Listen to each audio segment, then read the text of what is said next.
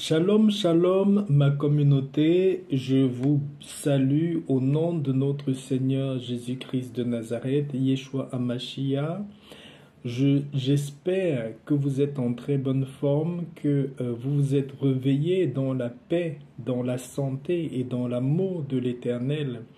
Je vous souhaite la paix, je vous souhaite la santé, je vous souhaite la joie, je vous souhaite également beaucoup de lumière, que votre chemin de vie, que votre route vers votre destinée soit beaucoup plus éclairée pour vous en cette journée, au nom de notre Seigneur Jésus-Christ de Nazareth.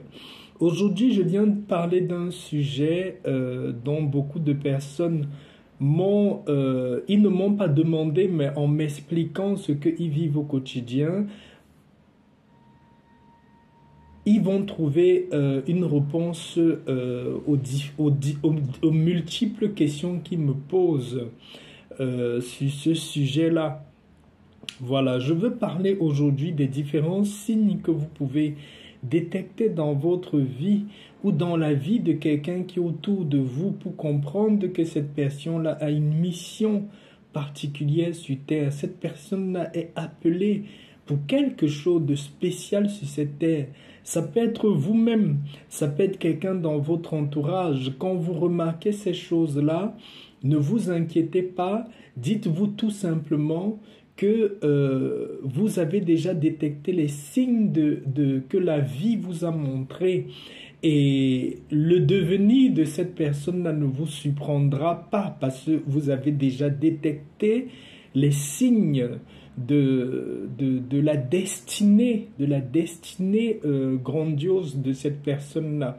Je peux aussi appeler ces différentes personnes des élus, des personnes qui sont là pour une grande mission sur terre. Comment vous pouvez détecter les signes que vous êtes un élu, que vous êtes une personne appelée à réaliser des grandes choses?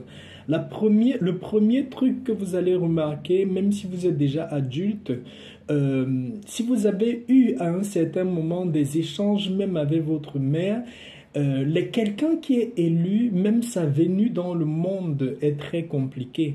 Vous allez voir, certaines personnes vont même vous dire, quand ils vous parlent de l'histoire de leur vie, que leur maman les a même confessé qu'elle pensait à certains moments les avorter. D'autres personnes même, on vous dira qu'ils avaient même été, que leur maman avait même fait des tentatives d'avortement. Ils ne sont pas morts. Certains sont arrivés à 14, 15, 16 mois. Il y a toujours des manifestations très bizarres, c'est-à-dire les combats dans la vie des élus avant même qu'ils n'arrivent. Des fois, c'est les enfants qui arrivent tellement dans la difficulté que la maman se retrouve même après avoir donné naissance à cet enfant-là, des mois et des mois à l'hôpital parce qu'elle a failli en pâtir de sa vie. Ça, c'est le premier signe. Les élus, leur venue sur terre est très, très compliquée et très, très combattue. Également, quelqu'un qui est un élu, même pendant sa jeunesse, même depuis le plus bas âge, c'est un enfant qui n'aime pas faire les choses des enfants. Il n'est pas toujours au milieu des autres enfants. Il ne joue pas comme les autres enfants, ou même s'il joue comme les autres enfants, il ne se plaît pas dans la compagnie des autres enfants. C'est un enfant qui aime toujours être très isolé. C'est un enfant que vous avez toujours comme impression qu'il est dans son monde, qui ne se mélange pas avec les autres. Il ne vit pas la même vie que les autres. Il est toujours pensif, il est toujours renfermé sur lui-même. Il est toujours dans l'attitude qui se coupe du monde. Voilà. Le troisième signe que vous pouvez observer également, c'est que quand vous finissez l'étape de l'enfance, que vous commencez à entrer à l'adolescence, vous remarquez un rejet total des autres. Les autres ne vous aiment pas, les autres ne vous acceptent pas, les autres vous bloquent toutes les portes, les autres empêchent votre développement. Les autres complotent pour tout faire pour que vous puissiez ne pas pouvoir grandir plus que cet âge-là. C'est l'âge où les élus attrapent des maladies, des fois mortelles. Les élus, des fois, ils ont des gros problèmes de santé, des accidents qui peuvent être très graves, très mortels, mais ils ne meurent pas dans ces accidents mortels-là. Des maladies chroniques mortelles, ils ne meurent pas dans ces maladies chroniques-là. Et pendant cette étape-là, ils ont les plus violents combats spirituels et même au niveau de leur entourage, c'est-à-dire les gens de la famille qui ont vu la mission que cet enfant-là a au moment de l'adolescence et où vous allez voir ces enfants-là avoir des plus grosses tentations pour tomber soit dans une vie extrêmement de la débauche, soit dans une vie où ils vont sombrer complètement dans la boisson.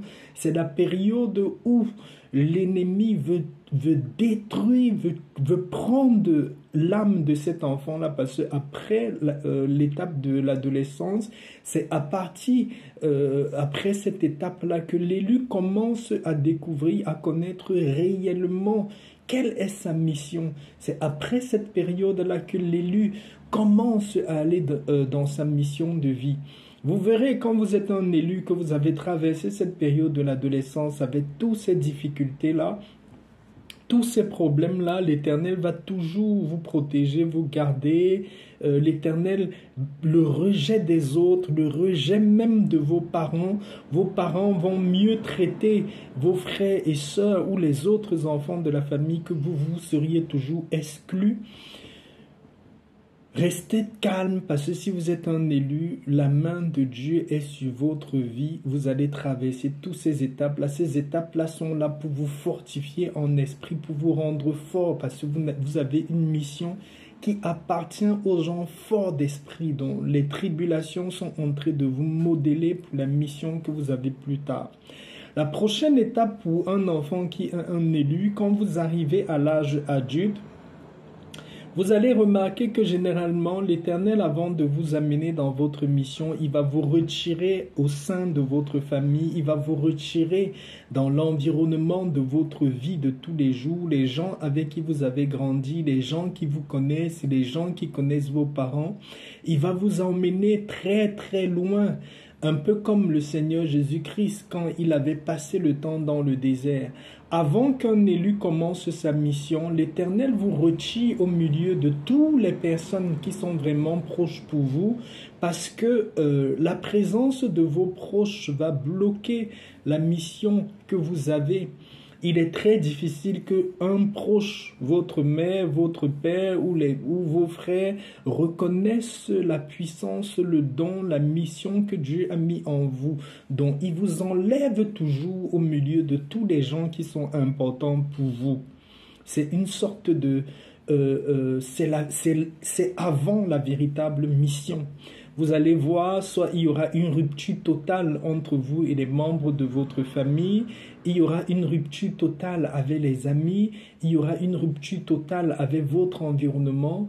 L'Éternel va vous appeler à partir, comme il avait appelé Abraham, à quitter son pays pour aller dans un autre pays pour commencer sa mission et sauver le peuple de Dieu. Donc quand vous allez partir dans cet autre pays-là, l'Éternel va vous former, l'Éternel va vous modeler, l'Éternel va vous préparer dans le secret. Même dans cet endroit où vous allez partir, vous n'allez pas être collé à tout le monde. Vous allez sentir dans votre vie le désir d'apprendre, la soif d'apprendre, la soif de connaître. Vous allez vouloir être en contact avec la vie, avec la nature, avec les animaux, avec les arbres, avec les plantes, avec les fleurs, vous allez sentir en vous le désir de revenir à la nature, de revenir au naturel. Vous allez même remarquer quand vous allez même dans la nature ou si vous trouvez un groupe même d'animaux, les animaux vont beaucoup vous aimer, les animaux vont vous suivre partout, vous serez comme un aimant à animaux. Ça, c'est des signes qui vous montrent que vous êtes un élu. Ne soyez pas triste quand vous êtes isolé parce que les gens qui sont appelés à des grandes missions ne se mélangent pas naturellement avec tout le monde. C'est des gens qui sont toujours isolés dans l'ombre pendant leur temps de formation. Quand l'Éternel veut vous préparer pour sa mission et vous révéler au grand jour, il vous met dans l'ombre, dans sa protection, pendant qu'il vous forme, quand il sait que vous êtes bien formé, que vous êtes bien fort, qu'il a tout bien mis, tout bien arrangé, il peut vous mettre au grand public, aux yeux de tout le monde. Également, n'oubliez pas, quand vous êtes un élu, même pendant votre mission, quand vous êtes en plein dans votre mission, vous allez avoir des combats, des tribulations, des problèmes très graves que les autres n'ont pas. Vous allez avoir des défis que les autres n'ont pas et n'auront jamais. Vous allez avoir pour certains élus même des complots contre votre vie pour programmer votre mort, pour programmer que vous puissiez être effacé, évacué complètement de la surface de la terre, parce qu'un élu gêne le monde des ténèbres. Quand vous êtes réellement un appelé, votre mission est pour venir apporter la lumière dans ce monde qui est ténèbres. Et les ténèbres ne peuvent pas supporter votre présence sur terre. Donc de votre naissance jusqu'à ce que vous commencez votre mission et vous finissez votre mission, vous serez toujours et toujours combattu. Pour conclure cette vidéo, je vous dirai tout simplement que même si vous êtes combattu en tant qu'un élu, vous avez l'Éternel des armées à vos côtés, vous avez le Dieu vivant à vos côtés. Si vous avez des flèches ou des attaques de l'ennemi, que l'Éternel laisse même que ces flèches et ces attaques vous touchent, c'est dans le but de vous rendre plus fort. L'ennemi ne portera jamais atteinte à votre âme. L'ennemi ne pourra jamais avoir la joie et le mérite de gagner votre âme, parce que votre âme, depuis la création, depuis que vous êtes dans le ventre de votre mère, a été destinée pour la mission de l'Éternel des armées, du Dieu vivant. Si cette vidéo vous a éclairé et vous a aidé à avoir beaucoup plus de signes sur votre mission en tant qu'un élu, soyez fortifiés frères, soyez fortifiés sœurs, ne lâchez pas. Vous devez savoir, quand vous avez tous ces signes-là, également, avant de couper la vidéo, il y a un autre signe qui vient de me venir. Vous devez savoir qu'en tant qu'élu, toute la mission de votre vie, ce sera de mourir pour les autres. Vous auriez toujours le désir fort de vous battre contre l'injustice, de vous battre contre les âmes qui vont être perdues. Vous allez être prêt à donner votre vie pour les personnes nécessiteuses, les personnes déshéritées, les personnes qui n'ont pas de voix. Vous allez être la voix pour les sans voix. Vous allez vouloir vous mettre devant une grande barrière, une forteresse démoniaque pour pouvoir protéger tous ceux qui n'ont pas la force d'être protégés. Votre vie sera une vie de sacrifice du début jusqu'à votre fin sur terre. Voilà un peu ce que je voulais partager avec vous dans cette vidéo. Soyez encore bénis au nom de Yeshua HaMashiach. Shalom, shalom.